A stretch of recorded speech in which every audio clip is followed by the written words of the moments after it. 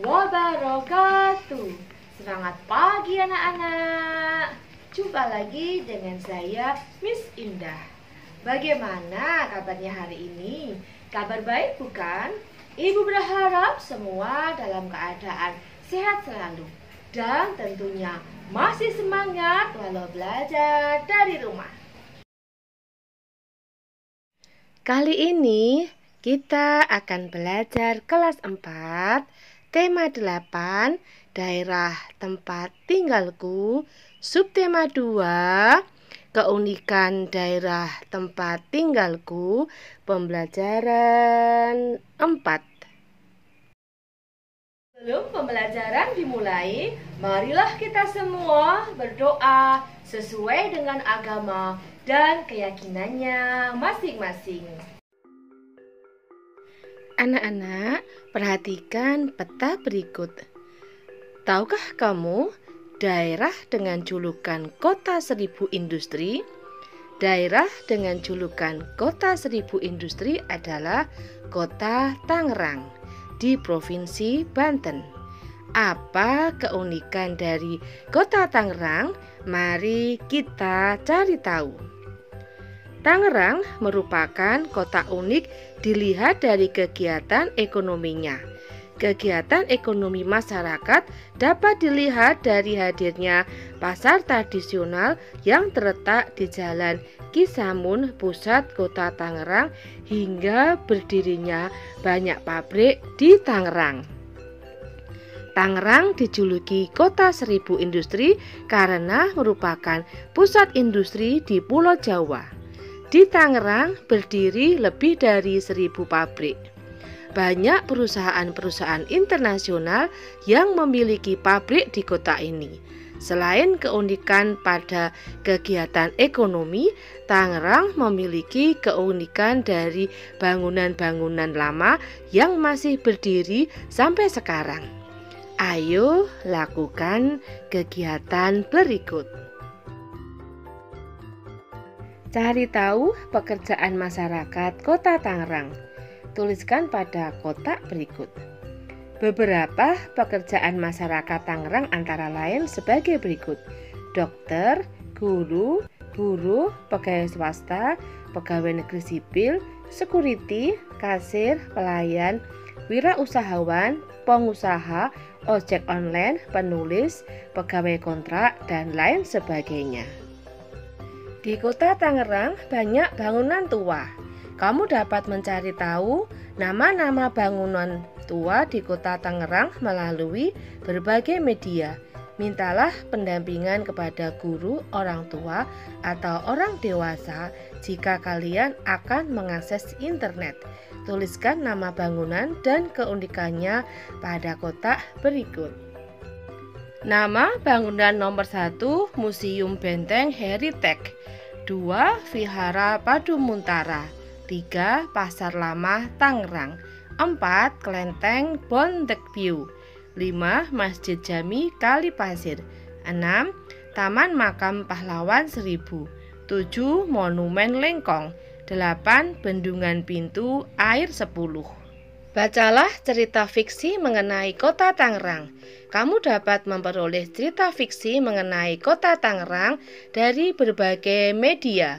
Mintalah pendampingan kepada guru, orang tua, atau orang dewasa jika kamu akan mengakses internet. Setelah kamu membaca cerita fiksi mengenai Kota Tangerang, tuliskan hal-hal berikut. Pendekar Cisadane. Pada saat itu, Tangerang adalah kota yang dialiri sungai Cisadane, sungai yang perkasa dan tidak ada yang berani melewati karena terdapat banyak sekali buaya. Di antara buaya-buaya tersebut, salah satunya merupakan Ratu Siluman Buaya. Ratu Siluman Buaya adalah jin yang menyerupai seekor buaya yang sering mengganggu warga sekitar. Pada suatu hari, seorang lelaki tampan yang bernama Sarip tiba-tiba hilang saat memancing di tepi sungai itu. Anehnya, walaupun warga sudah berhari-hari mencarinya dengan menyusuri tepi sungai, tapi tidak juga menemukannya. Setelah kejadian itu, warga pun terus diteror dan dibayangi rasa ketakutan yang terus berkelanjutan. Selama itu pula, kabar burung tersebut sampai kepada seorang pemuda yang baik dan mempunyai kekuatan yang luar biasa. Pemuda itu bernama Abi. Dia menemui kepala dusun yang bernama Sanusi. Singkat cerita, Abi siap membantu menyelesaikan masalah yang ada di desa tersebut. Dengan semangat dan tekad yang kuat, Abi langsung menuju ke tepian sungai. Kemudian tanpa sengaja ia bertemu dengan seorang perempuan yang cantik nan ayu. Perempuan itu sedang duduk di pinggiran sungai. Abi merasa iba kepadanya dan menghampiri perempuan itu. Abi tahu perempuan tersebut jelmaan ratu siluman buaya. Abi pun berhati-hati dalam menghadapi siluman itu. Ia terus berpikir dan mencari cara agar dapat mengetahui tempat persembunyiannya. Sedangkan perempuan itu terus membujuk rayu Abi agar dapat menyelam ke dasar sungai. Dengan rasa percaya akan sesuatu yang melindunginya, Abi menyelam dan tiba-tiba ia tak sadarkan diri. Di sebuah tempat di dasar sungai, Abi tersadar dari pingsannya. Abi bangkit dari tidurnya, kemudian betapa terkejutnya ia ketika menyadari bahwa dirinya berada dalam sebuah penjara. Abi tidak sendiri, di penjara itu ada Sarif dan orang-orang yang menjadi korban siluman buaya itu. Suara hentakan langkah kaki terdengar dan terlihat perempuan anggun yang menggunakan kebaya indah, dialah Ratu Buaya. Perempuan tersebut mengajak Abi berkeliling dalam istananya. Abi terus mengamati apa yang dilakukan Ratu Buaya. Abi mengetahui bahwa Ratu Siluman Buaya memiliki sebuah mustika sebagai kekuatan lain yang dapat membuatnya hidup kekal. Akhirnya, ia menemukan waktu yang tepat untuk membebaskan para tawanan saat bulan purnama datang. Ratu Siluman Buaya kembali melakukan ritualnya di bulan purnama. Dengan hati-hati, Abi mengambil mustika milik Ratu Siluman Buaya tersebut. Abi dan para tawanan lain pun berhasil keluar dari gua siluman itu.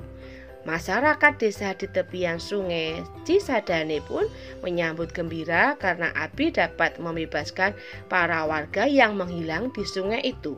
Setelah berhasil menyelamatkan para warga, Abi menitipkan pesan kepada warga yang tinggal di sekitar sungai Cisadane agar selalu menjaga kelestarian sungai ini karena sungai ini adalah sumber kehidupan bagi semua makhluk. Menceritakan tentang apa cerita fiksi yang kamu baca? Cerita tersebut menceritakan tentang perjuangan Abi membebaskan warga sekitar sungai Cisadane dari Ratu Siluman Buaya.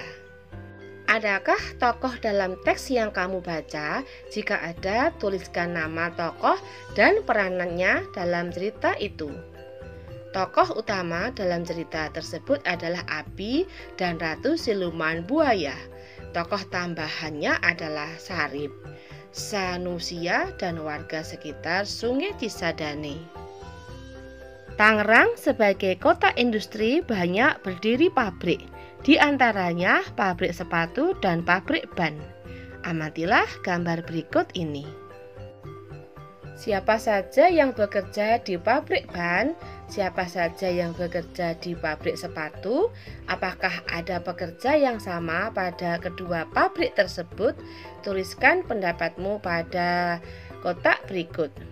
Pada gambar kedua terlihat sebagian besar buruh yang bekerja pada pabrik sepatu adalah perempuan. Namun di sana juga terlihat ada pekerja laki-laki. Pada gambar pertama terlihat bahwa pekerja di pabrik ban didominasi adalah pegawai laki-laki. Kesamaan pada kedua gambar adalah adanya pekerja laki-laki pada kedua pabrik tersebut. Industri adalah suatu usaha atau kegiatan pengolahan bahan mentah atau barang setengah jadi menjadi barang jadi. Barang hasil industri memiliki nilai tambah untuk mendapatkan keuntungan. Adakah di sekitar tempat tinggalmu industri penghasil benda atau barang? Jika ada, sebutkan nama industri yang dijalankan. Siapa saja pekerja dan pekerjaannya? Tuliskan pada kotak berikut. Di suatu tempat kerja seringkali kita jumpai banyak pekerja dengan berbagai spesialisnya. Sebagai contoh di rumah sakit. Di rumah sakit ada dokter, perawat, ahli gizi, satpam, sopir, dan juru masak. Demikian juga spesialisasi pekerjaan di sekolah. Di sekolah ada pekerja sebagai guru, petugas perpustakaan, satpam, dan tukang kebun atau orang yang membersihkan sekolah. Pekerja dan pekerjaan pada suatu tempat kerja tentu beragam. Bukan hanya pekerja dan pekerjaan, siswa di sebuah sekolah tentu juga beragam. Ada siswa yang suka berolahraga, ada siswa yang suka menari, ada siswa yang suka sains, ada siswa yang suka menggambar, ada anak yang suka membaca, dan masih banyak lagi. Setiap siswa juga mempunyai karakter yang berbeda. Ada anak yang pemalu, ada anak yang pendiam, ada anak yang berani, dan masih banyak lagi. Keragaman siswa pada suatu sekolah hendaknya disikapi secara positif. Apa manfaat dari keragaman karakteristik di sekolah bagi dirimu? Di sekolah terdapat teman-teman yang memiliki keragaman fisik berbeda, misalnya tinggi badan. Apabila kita tidak dapat mengambil benda di tempat tinggi, kita dapat meminta bantuan teman yang lebih tinggi daripada kita. Selain itu, apabila kita memiliki teman yang berasal dari daerah lain, kita akan kaya akan pengetahuan. Kita dapat mengetahui informasi tentang daerah asal teman kita tersebut. Misalnya saja tentang adat istiadatnya, keunikan daerahnya, makanan khas, dan bahasa daerahnya. Bagaimana sikapmu terhadap temanmu yang pendiam? Sikap terhadap teman yang pendiam, saya akan mendekatinya dan mengajaknya bermain bersama teman yang lainnya. Bagaimana sikapmu terhadap teman yang berbeda agama? Sikap terhadap teman berbeda agama, saya akan menghargai dan menghormati teman saya tersebut. Misalnya dengan cara mempersilahkan beribadah sesuai ajaran agamanya. Bagaimana sikapmu terhadap teman yang berasal dari daerah lain? Sikap terhadap teman yang berasal dari daerah lain, saya akan menjalin pertemanan dan bermain dengan mereka. Memiliki teman dari daerah lain akan memperkaya kita dengan pengetahuan tentang daerah tersebut. Demikianlah video pembelajaran kali ini. Semoga bermanfaat. Jangan lupa like, comment, and subscribe-nya ya. Bye-bye. See you tomorrow. Wassalamualaikum warahmatullahi wabarakatuh. I'm an icon, man. I'm a girl about a 10. I should fuck her in the Benz.